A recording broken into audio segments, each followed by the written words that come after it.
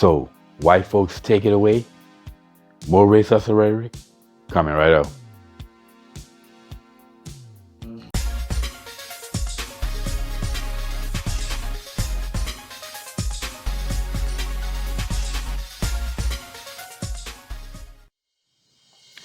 What's up, y'all? Welcome back to Conversations Logic and Reason. And as always, I want to say thank y'all for joining me today. So, white folks take it away is an example of fictitious notion, a bunch of nonsense that black people believe that just simply doesn't exist. It is not happening. But as you know, anytime you start dealing with black people, getting in conversation with black people about racism, white supremacy, and then you start asking them, well, how is racism stopping you? Point to me the law or the system and how that system is holding you back. They can never answer the question. This is why they always have to run to group collective oppression or falling back on other people's oppression that they themselves never experienced or never saw, stuff from the past that they only read about and are only told about but never really experienced, right? And then you say, well, wait a minute, if there's no systemic racism holding you back, then what are you crying about? Why don't you just go figure out what it is that you want to do, figure out what it's going to take for you to get there and do it. Well, one of the excuses that they will give to not want to accept the facts and the truth is, well, white folks just take it all away. In other words, the argument is every time black people build something, try to build or produce something in our own community amongst ourselves, white people either they get jealous of what a black person have, the fact that black folks will have more than them. So they go in and burn it all down and loot and take it away because they're jealous, or a bunch of white people who believe that they have to keep black people in check, that if black people get too much, then they will start to get uppity, start to get beside themselves, they'll get out of pocket with white folks and so on and so forth. In other words, kind of similar to that line from the movie A Bronx Tale, when Sonny told Colojo, well, hey, if you give them too much, they may start to think they can do it without you. In other words, this is what they felt, that they had to keep black people in check, and there was this metric or something that they go by, and once black people surpass that metric or that limit, it's time to go take the stuff away because they've gotten too much. Now, if you actually pay attention to these people, their arguments, all of their arguments will be rooted in history, nothing but history. But because they have no evidence of today, so they got to always run the history.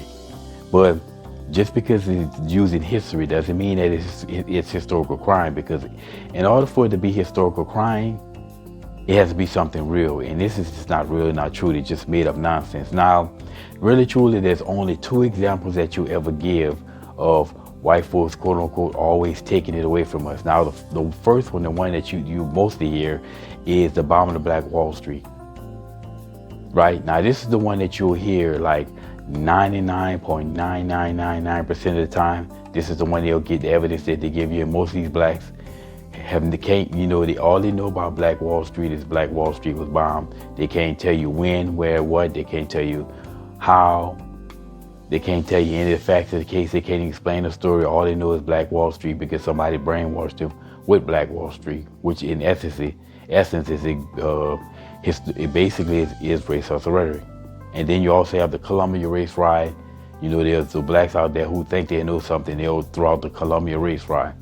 But anyway, so let's examine these two cases. Now, the bombing of Black Wall Street basically happened back in 1921 in Tulsa, Oklahoma. So basically we're coming up on, this was in June. So we're coming up on the 102-year anniversary of this incident.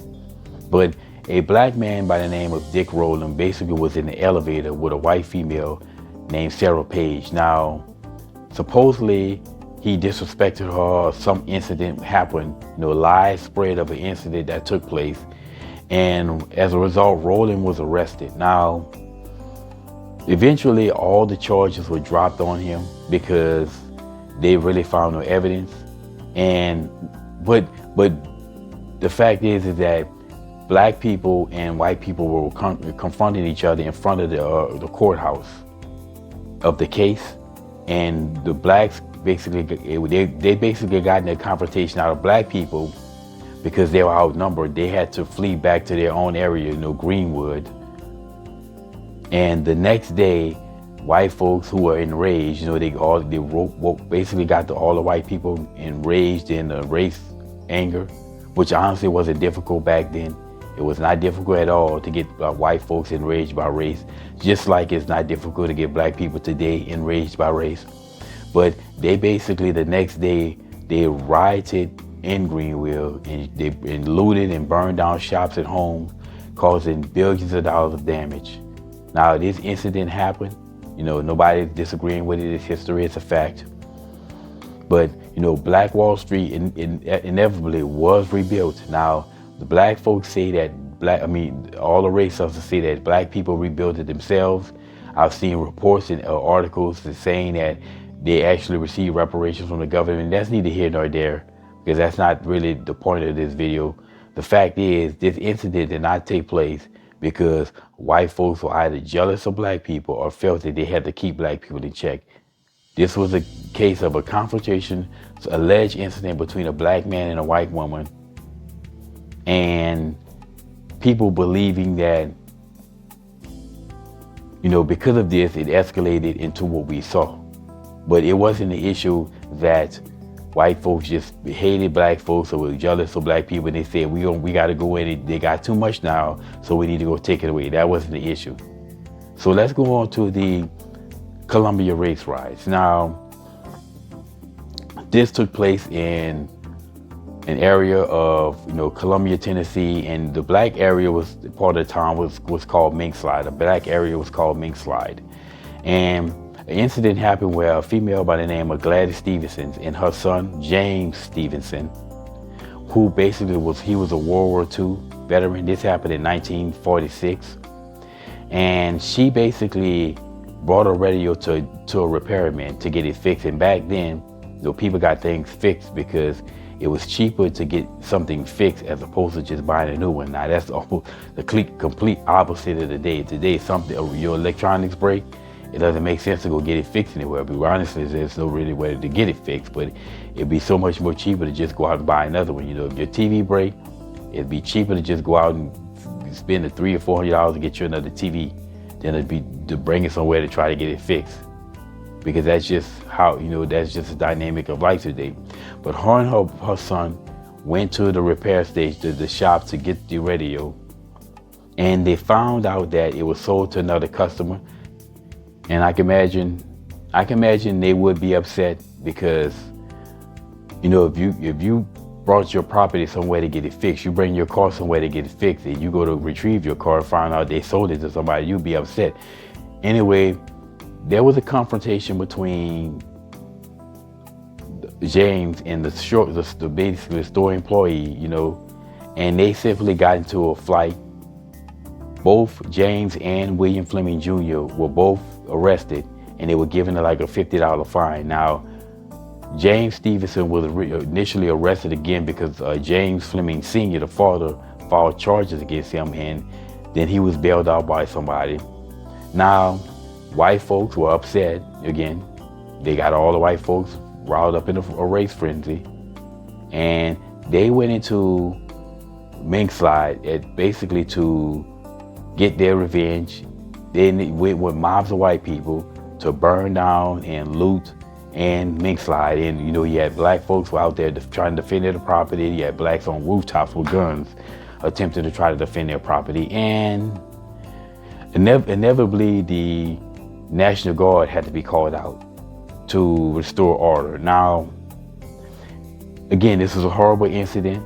This is another incident of a clash between white people and black people in the history of America. And back then, it happened. Nobody's disagreeing with that. But the facts remain. It didn't happen because, again, white folks were jealous or believed that blacks had too much and they had to come take it away to keep blacks from getting out of pocket. No, it was an incident between black people and white people that escalated to this. Now, if it really truly were white folks were always trying to take stuff from everybody, they would have case after case after case back then of white folks taking stuff, burning and looting black shops, taking stuff down. If you actually look at history, for the most part, you never really saw these incidents because white people pretty much kept to themselves and black folks were forced to keep to themselves. And in most cases, most of the white people had nothing against black people, but that's just how they just didn't fight against it because that's just how things were. That's just how it was. But most white people didn't hate black people, didn't have anything against black people, and then probably did business with those black people. But it was just the dynamic of life back then was just, we're just separate. So all of these white people were not going around and just taking stuff from black people. That's nonsensical. But the thing is that there's no excuse of that today. There is zero excuse of any black person today or white people going into black communities and looting them and burning them down because they got to take stuff from black people. That's ridiculous. So any black person who use that as an excuse for the day is just, once again, living through other people's oppression. That's always what it is. It's always finding some incident in the past and using the past to fuel their race anger of today. That's all they ever do, because there's no systemic racism today. There's not one single law that any black person can point to and say, hey, here's a law that's stopping black folk, or me for that matter, from achieving anything. They just all brainwashed by narratives and a racist rhetoric that they can't explain themselves. I guarantee you ask a majority of black people who would tell you white folks take it away, they couldn't explain it. All they know is just they heard some racist say that every time we build something, white people try to take it away, and they just repeat and regurgitate it. I mean, that's just the basis of all racist rhetoric, as I've said. That's all racist rhetoric is. It's other black folks repeating and regurgitating nonsense that they've been brainwashed with from other black people, that they've heard from other black people. Anyway, if you ever hear any black person say they take it away from us, well, now you know, and knowing it's after battle, and as always, y'all, until next time.